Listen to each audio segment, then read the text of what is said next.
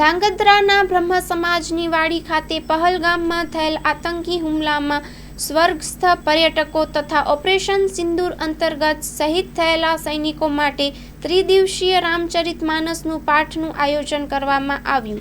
Report by Dinesh કાંબવા સાથે જયેશકુમાર ઝાલા, ધાંગધ્રા।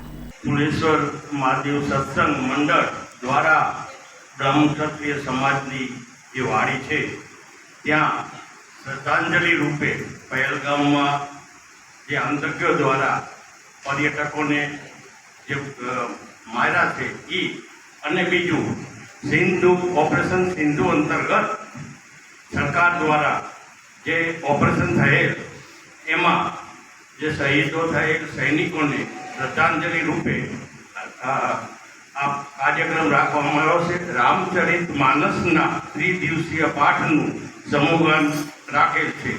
તારીખ 25, 26 અને 27 3 દિવસનું આને સર્વેને શ્રદ્ધાંજલિ રૂપે પર્યટકો તેમજ સૈનિકો શહીદોને પહેલગામ મુકામે આતંકીઓ કે જે કાયર કૃત્ય કરેલું હતું એ કાયર કૃત્યમાં આપણા ઘણા ભાઈઓએ પોતાનો જાન ગુમાવ્યો છે। 26 ભાઈઓએ જાન ગુમાવ્યો છે।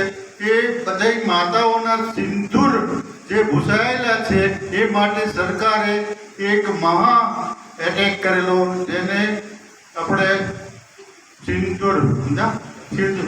ઓપરેશન સિંધુ નામે આજે આપણે સરકારે કર્યું। અને ઓપરેશન સિંધુ દરમિયાન આપણે પાકિસ્તાનના ઘણા ઠેકાણાઓને નાશ કર્યો છે।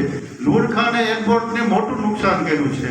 આપણા જે શસ્ત્રો હતા એ બધા દેશી શસ્ત્રોથી આપણે દુનિયાને બતાવી આપ્યું છે કે ભારતની તાકાત શું છે। આ બધામાં પણ આપણા ઘણા સૈનિકો શહીદ થયા છે। તો આ શહીદને પણ આપણે શ્રદ્ધાંજલિ આપવી પડે। જે પહેલગામની અંદર પર્યટકો જે ખૂન થયા છે એ લોકોને પણ આપણે શ્રદ્ધાંજલિ આપવી પડશે। એ શ્રદ્ધાંજલિના ભાગરૂપે હવે એક આ ધાંગધ્રા ફુલેશ્વર સત્સંગ મંડળ દ્વારા એક આ નાનકડો પ્રયાસ કરેલો છે અને અમારાથી જે થાય છે એ પ્રમાણે અમે બધે સર્વેને શ્રદ્ધાંજલિ અર્પણ કરી અને એક આ 3 દિવસીય પાઠનું આયોજન કરેલ છે। એ આ બધી જે પવાનો પ્રોગ્રામ થયો એ ધાંગધ્રા બ્રહ્મક્ષત્રિય જ્ઞાતિની વાડી બસ સ્ટેન્ડ પાસે છે। એ ધાંગધ્રા મુકામે થયેલ છે। રામચંદ્ર ભગવાન કી જય।